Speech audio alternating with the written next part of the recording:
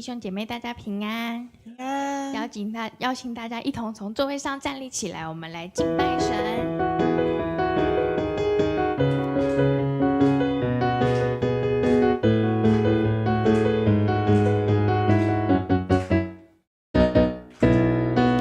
耶和华是我的主，必不致动摇。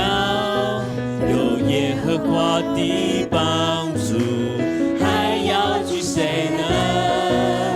耶和华是我牧者，必不致缺乏。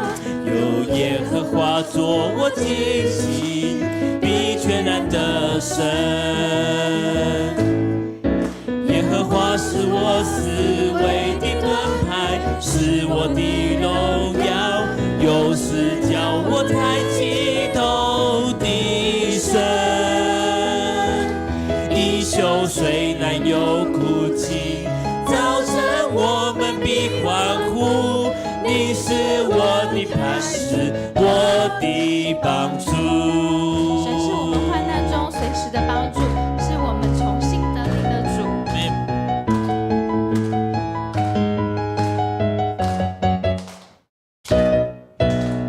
耶和华是我的主，必不致动摇。有耶和华的帮助，还要惧谁呢？耶和华是我牧者，必不致缺乏。有耶和华作我旌旗，必全然得胜。耶和华是我思维的盾牌，是我的荣耀，又是叫我抬起头的神。一宿虽然有哭泣，早晨我们必欢呼。你是我的磐石，我的帮助。耶和华是我思维的盾牌，是我的荣耀，又是叫我抬起头的神。一宿虽然有哭泣，早晨我们必欢呼。你是我的磐石，我的帮助。一宿虽然有哭泣，早晨我们必欢呼。你是我的磐石，我的帮助。哈利路亚！拍手将一切荣耀归给我们，叫我们抬起头的神。我们可以继续站立来敬拜，如果觉得不方便，也可以自由的坐下。虽然环境可能会动摇，但我们心中有一位永不改变的依靠。当我们软弱迷失时，他仍然牵着我们。我们一起来敬拜。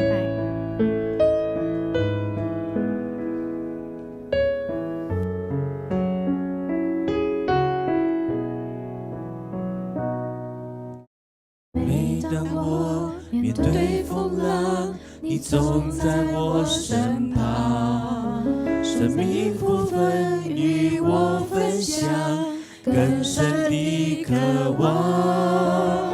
每当有困境阻挡，你执意不摇晃，使我心中满有平安，充满无限希望。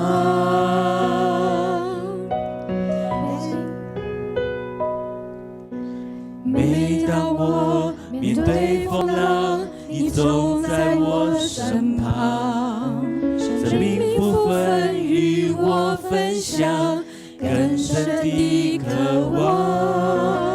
每当有困境阻挡，我执意不摇晃，使我心中满有平安，充满无限希望。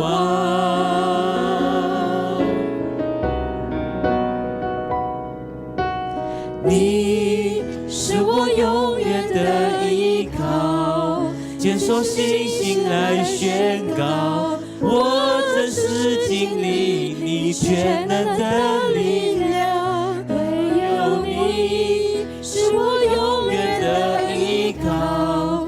坚守信心来宣告，当我来全心敬拜，神迹就在不远前方。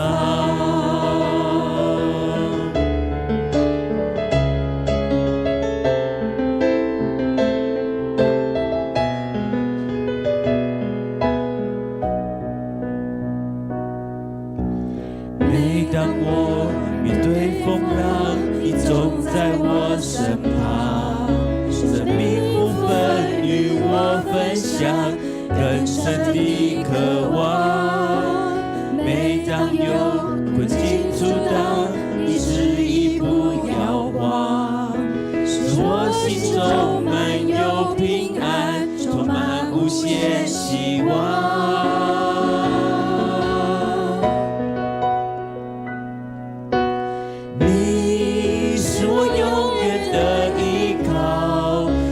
信心来宣告，我真实经历你全能的力量，唯有你是我永远的依靠。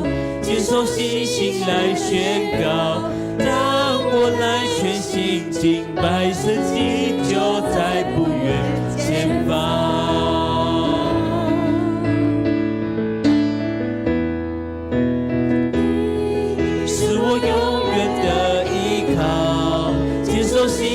来宣告，我真实经历你全能的力量，唯有你是我永远的依靠。坚守信心来宣告，当我来全心敬拜，神迹就在不远前方。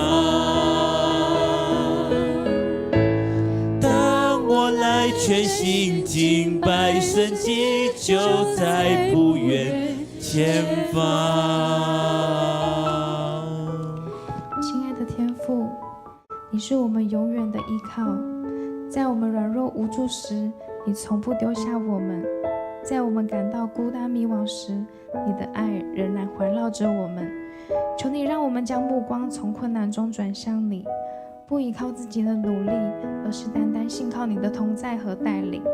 愿我们一生都学习依靠你，紧紧跟随你的脚步。奉主耶稣的名祷告，阿们。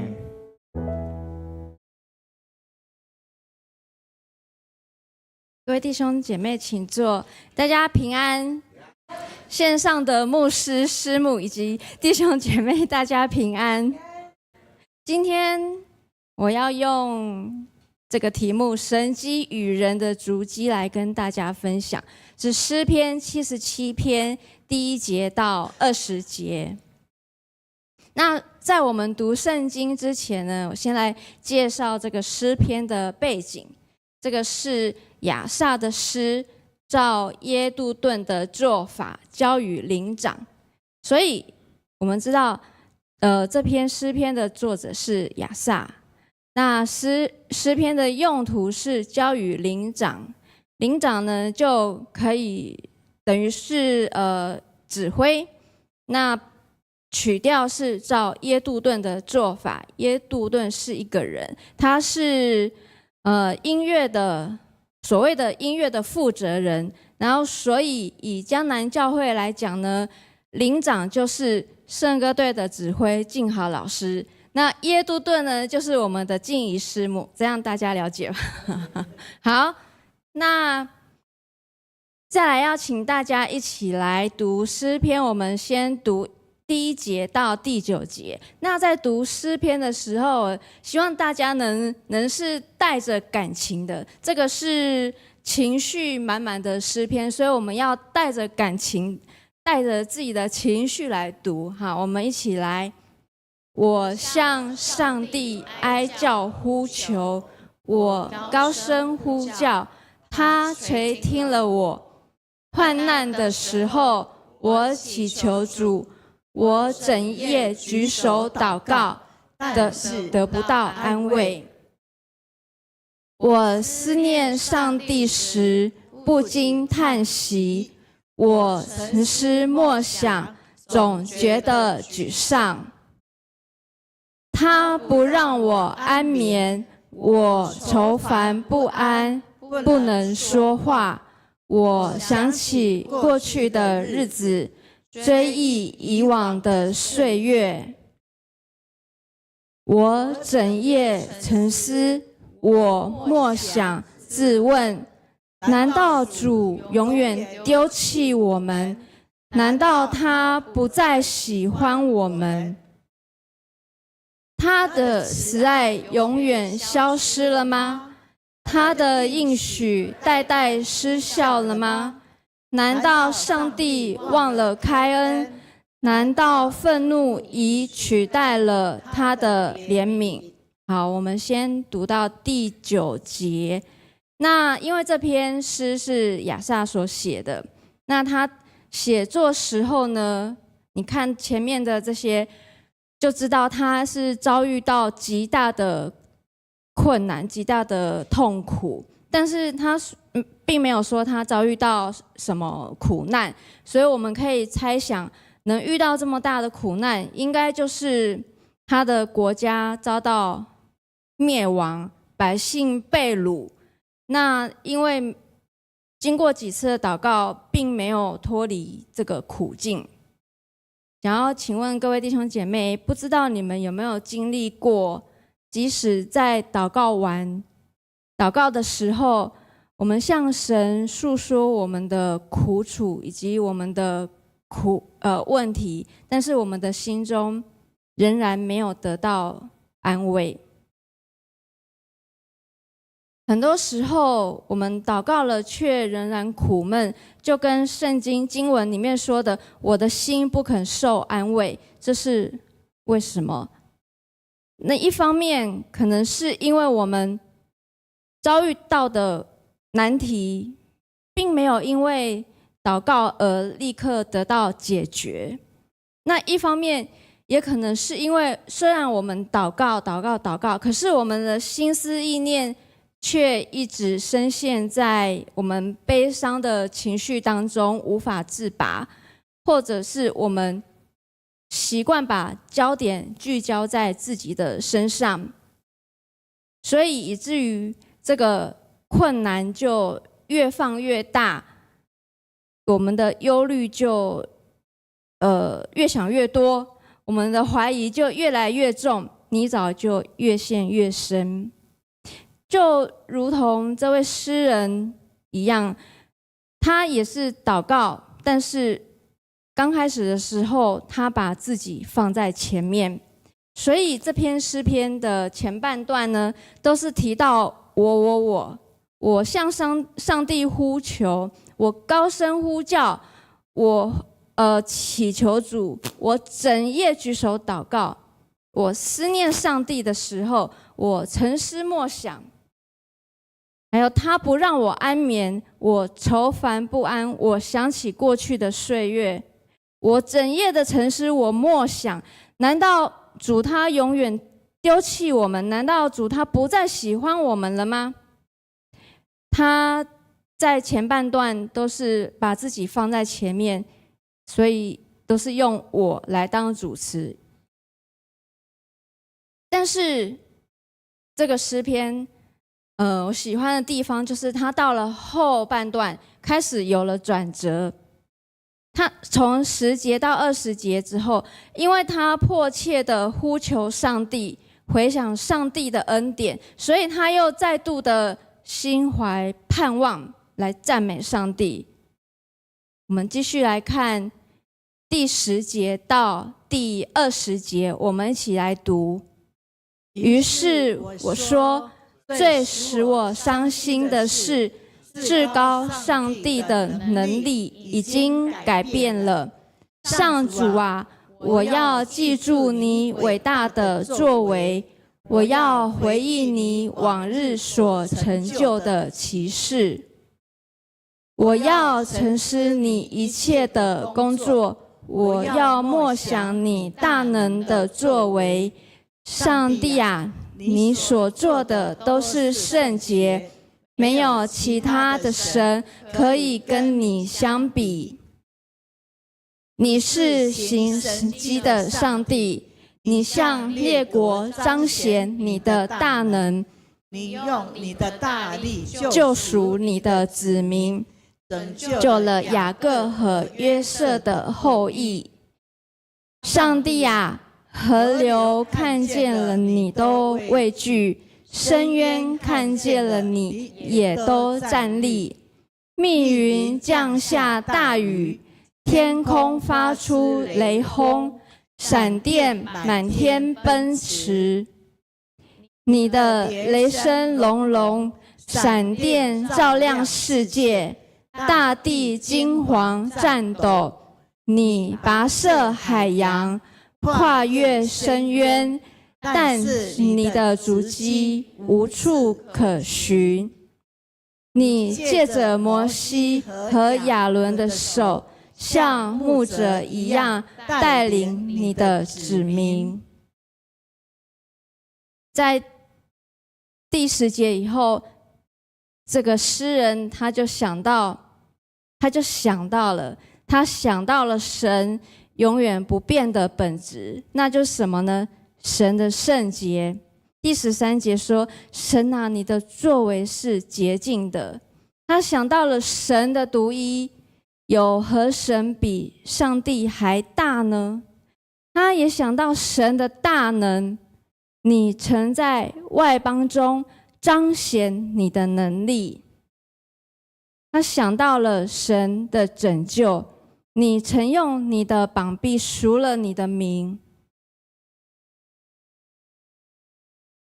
他想到了神是掌管自然界的神。第16节说：“神啊，诸水见你一见就都惊惶，深渊也都颤抖。”他想到了神的超越，你的脚中无人知道。他也想到神的引导，神的带领，你曾借摩西和亚伦的手引导你的百姓，好像羊群一般。所以诗人他把他的心安静下来，他转念一想，想到过去的种种，他即使在他们遭遇到遭难的年岁当中，但是上帝有没有离弃他们？上帝没有离弃他们，反而他们从上帝得来许多帮助，许多庇佑。所以这个诗人他突然明白，原来不是神忘记开恩，而是自己的软弱和健忘。所以后半段诗人的祷告从我改成你。第13节开始，他说：“上帝啊，你所做的都是圣洁，没有其他神可以跟你相比。你是神奇迹的上帝，你向列国彰显你的大能，你用你的大力救赎你的子民。上帝啊，河流也看见了你，都畏惧；深渊看见了你，也都站立。你的雷声隆隆，你跋涉海洋，你的足迹是无处可寻的。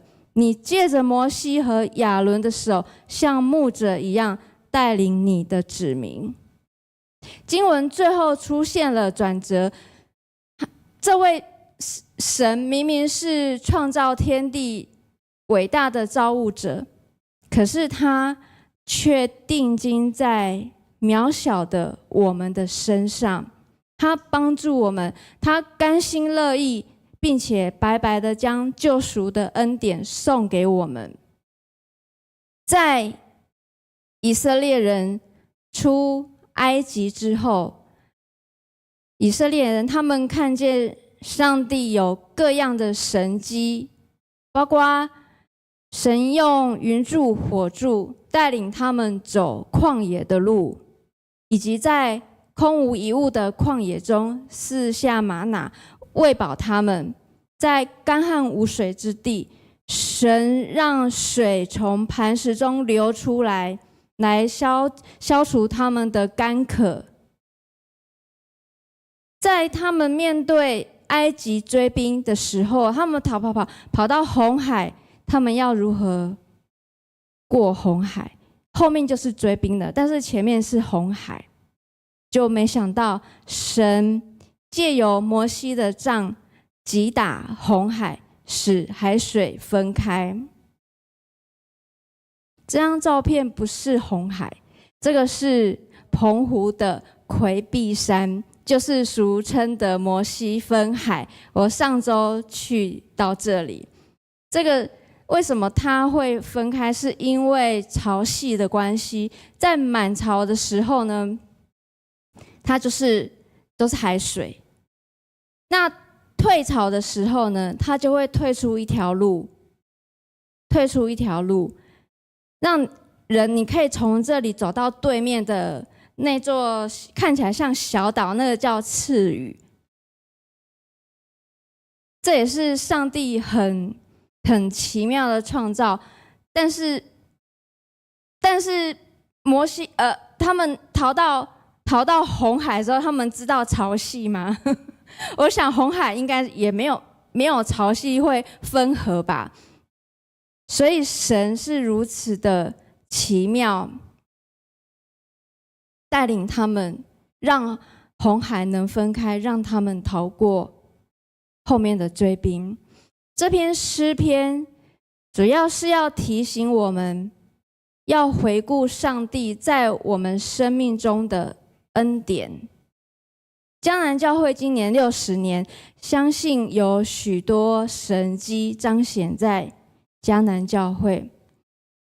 江南教会从在车库聚会，这个我没有经历过，然后到了教会盖了5楼，这个我经历过了。刚开始教会是只有5层楼，然后后来增建到8楼，然后到后面买了新堂，隔壁新堂，这一切都是充满神的恩典，神的神迹彰显在江南教会。那我个人生命当中也蒙受到神许多的恩典。在我幼稚园的时候呢，其实我是学画画的，那我也画得很好，我得了非常多奖。对，那我小学1年级的时候，我是念东门国小，那时候桃园国小在招考美术班，我的父母希望我去考桃园国小美术班，可是我是念东门国小啊，万一我考上了，而且我一定会考上，万一我考上了，我不就要转学？所以我那时候非常的叛逆，小一就非常叛逆，我偏偏不去报名美术班。我希望我不要转学，我不要再适应新的环境，所以我就继续留在东门国小，一直念到小学4年级。就没想到有一天上音乐课呢，老师就开始选兵选将，我也不知道为什么，就选，好了，有一天就叫我们，印象中好像是1节课吧，就被他选到的同学去集合，你们就是合唱团的团员，未来合唱团的团员。那从小学4年级开始，我就开始练合唱。我不知道，就是我也不知道学校有这个作为，我也不知道，反正就是莫名其妙的被选为合唱团的团员。然后那时候小的时候，我也不会唱歌，我不知道自己会唱歌。那也许是神他不让我去往美术这方面走，他要让我学会唱歌。那还有一个见证，对，这见证我从来没说过。在20几年前面对婚姻的时候，我曾经向神祷告过。我问神说：“这是你要我做的选择吗？你为什么？你告诉我为什么？”我有点质疑，有点不相信。反正就是这样。然后当天晚上，一个非常清楚的声音说：“因为我要用你。”神说，因为他要用我。对，那当时20几年前，我也不知道哦，上帝你要怎么样用我啊？我只会在圣歌队唱唱歌啊，然后带敬拜啊。神你要怎么用我？但是我还是顺服了。那因为我的顺服，所以后来成为执事，后来成为长老，后来我忽然想到，对，神他要用我，神的恩典，神的他的神迹都彰显在我的身上。感谢主，谢谢主把我留下来，因为一句话，神说他用我，所以我顺服了。上帝是行神迹的上帝，他所行的神迹也成为我们教会及我们个人的见证。愿我们一生的足迹都能够来见证上帝的大能，让我们成为福音做见证的基督徒，为福音做见证的基督徒。我们一起来祷告。亲爱的主上帝，谢谢你借着诗人亚萨的挣扎和得胜，让我们看到一位属灵的领袖，他真实的祷告。主，我要承认我们常常软弱，我们生命中常常会怀疑你的恩典，求主你来帮助我们转眼仰望耶稣。我们虽然软弱，你却不软弱，你是昔在今在以后永远都在的神，你永不改变，你是圣洁独一的真神，你的大能无人能及，你的救恩是我生命的力量。主，求你帮助我们，让我们能坚定地依靠你，帮助我们定睛在你的恩典当中。我们这样祷告是奉靠主耶稣基督的名求，阿们。我们一起起立来唱这首回应的诗歌。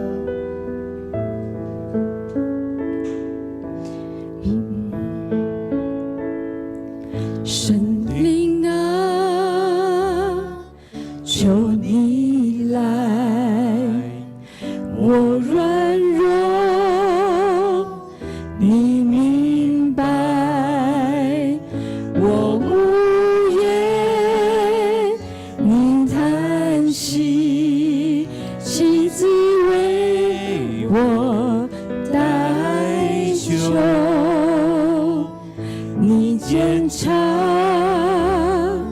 我的心，使我走在属神之意，你医治我的灵，使我生命再次绚丽。我心不住赞美，我灵不住称谢，一手虽要哭泣，早晨必欢呼，主的恩典是一生之中。我心不住赞美，我灵不住称谢，你袖虽有哭泣，早晨必欢呼。主的恩典乃是一生之久。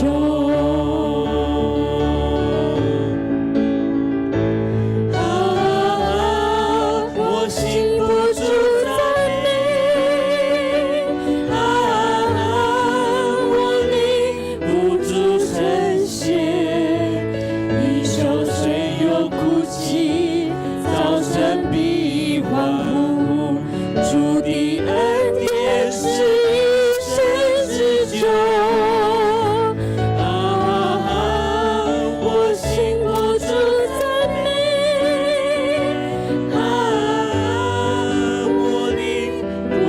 呈现，因受水又哭泣，早晨必欢呼。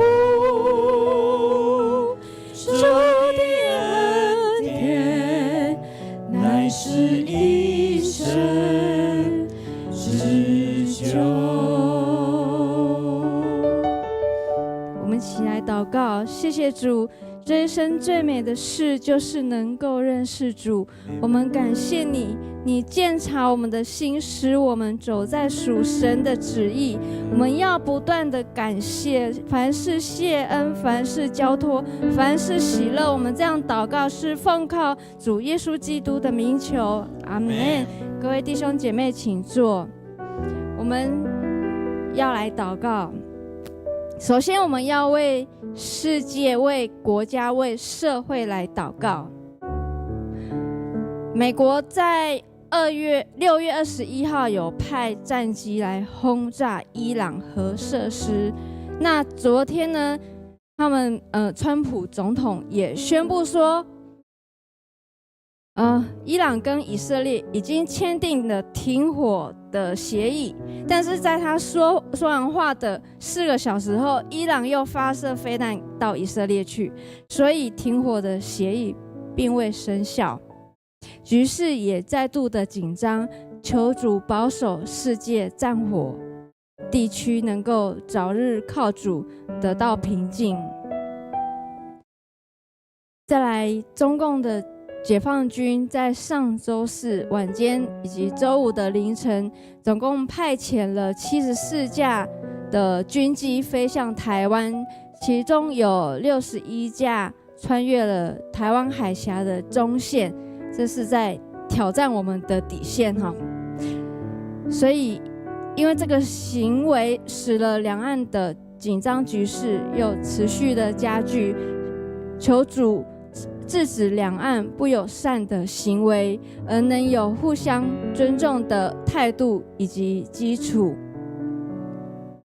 在首波的罢免案7月26号将举行投票，已经有24案成案，进入第3阶段。求主在未来的1个月中，保守被罢免的民代与选民能够和平理性的对话，让公义是非能摊在眼前，不受到蒙蔽。我们一同开口，为了这3件事情来祷告。哈利路亚，主啊，主啊，感谢你，哈利路亚，主啊，是啊，我们感谢你，因为主你开的战，主啊，主啊，因为世界情势的紧张，主啊，我们知道有许多的战争，主啊，求你来平息，主啊，求你来救赎战争中受苦的好百姓，求主你来平息这战争，主啊，主啊，主啊，这战争若是你默许的，主啊，主啊，求你尽快来平息。中共的解放军已经在上周4飞机又来到，主啊，主啊，求你来，主啊，主啊，为了两岸紧张的局势能够来互相尊重。哈利路亚，主啊，赞美你，主啊，主啊。亲爱的主，感谢你创造世界万物，赋予了人类管理的权柄，不仅是一切的受造物，更是人与人之间、国家与国家之间的治理。但如今我们看见了，不只是天灾的发生，甚至是战争不断。求神赐下和平在伊朗、以色列及美国当中，让国家的领导者能够以智慧解决问题，将双方的伤害降到最低，也替人民着想。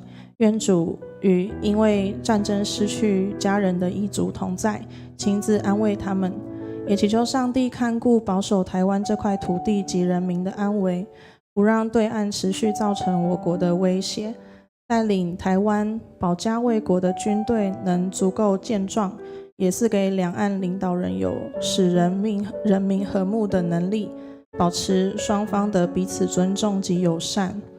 感谢神赐给我们自由意志，且身在言论自由的国家。7月26号的罢免案公投，求神完全掌权在当中，借由台湾人民的票数来成就彰显你的公义。不论结果如何，都相信上帝要带领国家的未来。每位公民也能够冷静判断及思考，并且投下神圣的一票。求神赐给我们平安、和平以及智慧，让台湾成为一个荣耀神的国家。我们这样祷告是奉靠主耶稣基督的圣名祈求，阿们。再来，我们要为了我们的教会来祷告。在本主日的下午呢，要举行今年跟明年度的事工研讨会，求主借着核心同工的参与，能够凝聚强烈的共识，使教会能够更加的同心合意，与主同行。再来要为7月份举行的圣礼典来代祷，求主带领报名洗礼以及信仰告白和转会籍的弟兄姐妹们，都能够更加认识信仰，也更能认同教会，成为他们一生属灵的家。再来要为暑假前2周的 Event 台湾以及儿童夏令营和德福关怀据点来代祷，求主看顾每位成员出入平安，能够得到福音美好的果效。我们一同开口为了这3件事情来代祷。哈利路亚，主啊主啊，主日的核心的同工的研讨会，主啊主啊，求主带领我们能够为了教会今年度以及明年度的事工，主啊能够来走在主合一的旨意的道路上，让我们能够有好的共识，能够有得到好的灵感。主啊，我们要为7月份举行圣礼典受洗的弟兄姐妹来代祷，那为他们受洗的弟兄姐妹能够能够来更加的认识你，能够来认识你，能够来认同教会。主啊，我们为了暑假的营会，主啊，关怀据点的出入，主啊，能够来看顾，能够来将福音传达在他们的身上，能够为了他们每位成员能够出入平安。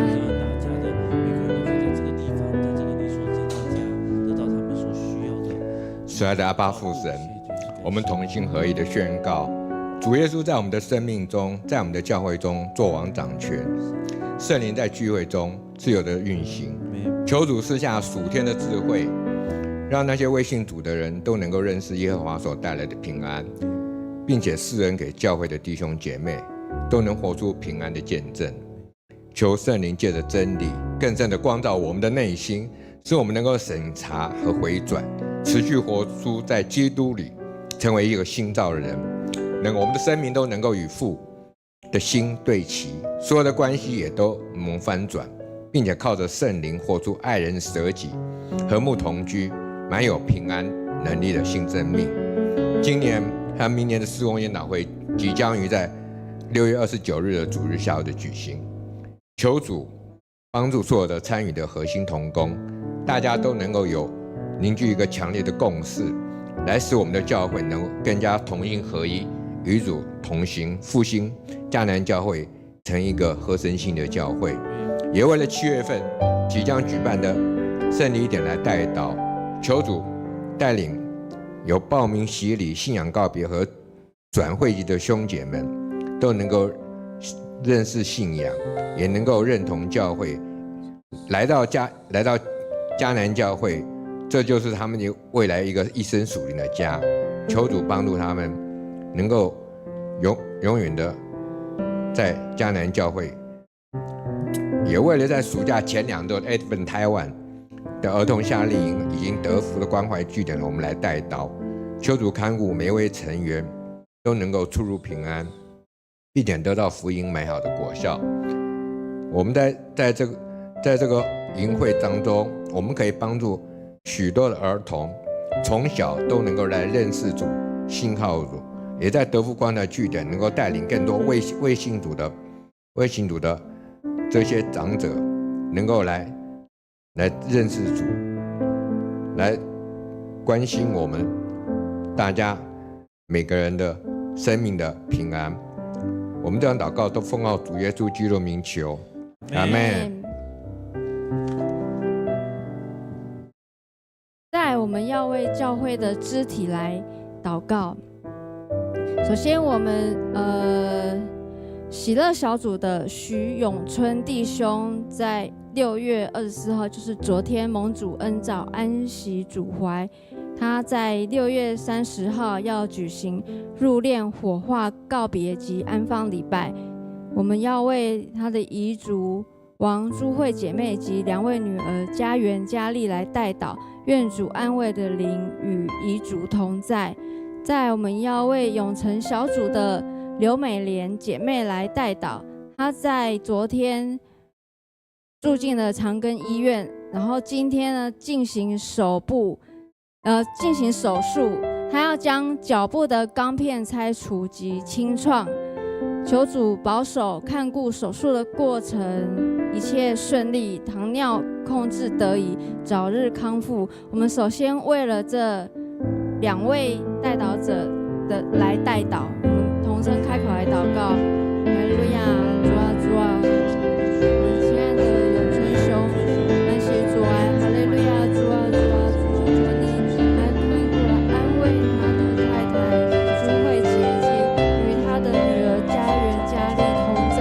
主啊，求你赐下安慰的灵与他们全家同在。主啊主啊主啊，谢谢你，哈利路亚，主啊谢谢你。我要为了美莲姐来代祷，她在进行清创的手术，求主你来看顾，来保守她在手术的过程，一切都能够顺利。求主医治灵在她身上，求主让她美莲姐有一个平静安稳的心，能够来接受手术，以及她的糖尿能够控制，且祝她早日来康复。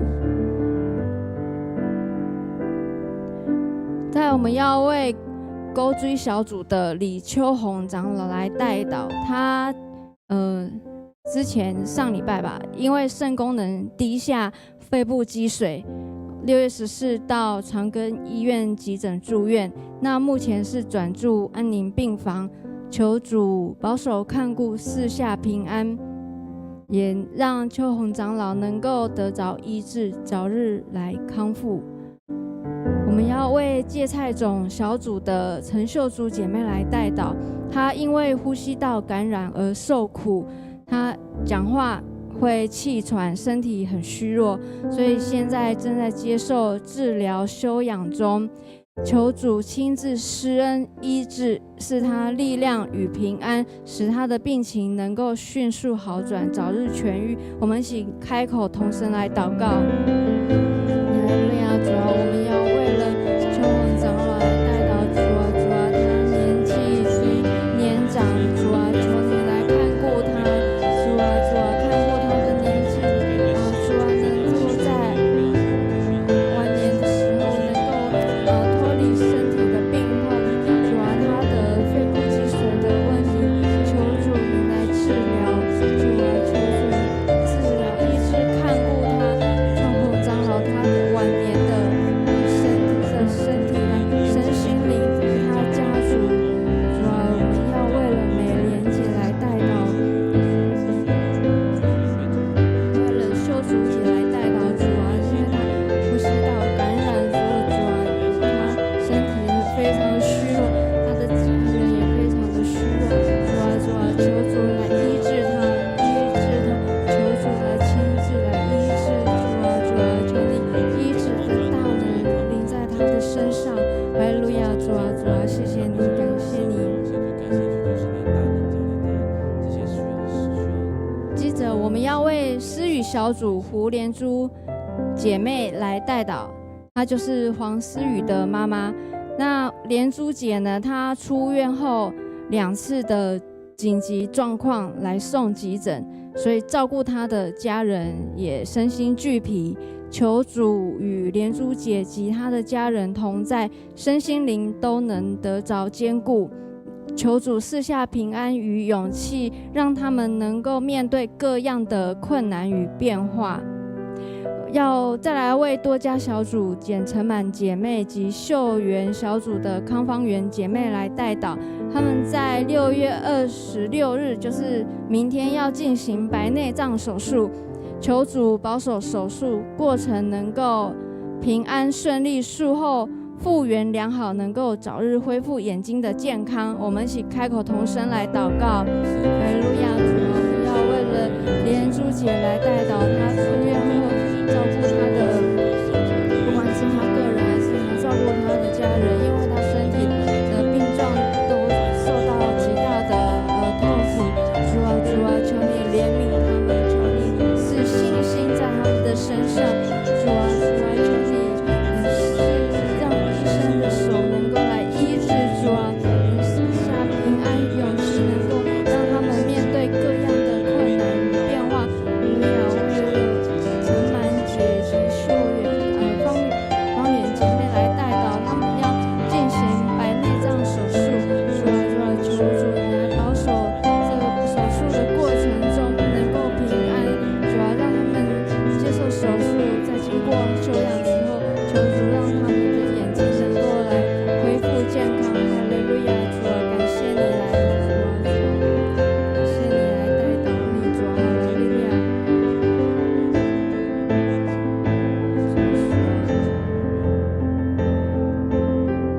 再来，我们要为了病痛中的兄姐代祷，为李淑霞姐妹，她因为车祸手脚受伤；为了林秋兰姐妹，她也是白内障的手术；为了李梅干事，她之前因为头晕跌倒而受伤，现在在家里休养。要为了谢山河姐妹，她因为跌倒轻微的脑震荡以及筋骨酸痛；也要为了曼双干事，她左手的软骨受伤，以及要为了伟华姐妹她的颈椎压迫神经，好不好？我们一起开口，为了在病痛中的弟兄姐妹来代祷。哈利路亚！主啊，感谢你，主啊，为了这些提名的姐妹，淑霞姐、秋兰姐、李梅干事、山河姐妹、曼双干事、伟华姐妹，我们要为了她们来提名代祷。主啊，我们在她的病痛都主的医治。主啊，是啊的，求你来彰显你的医疗的大能在他们的身上。主啊，谢谢你，主啊，感谢你。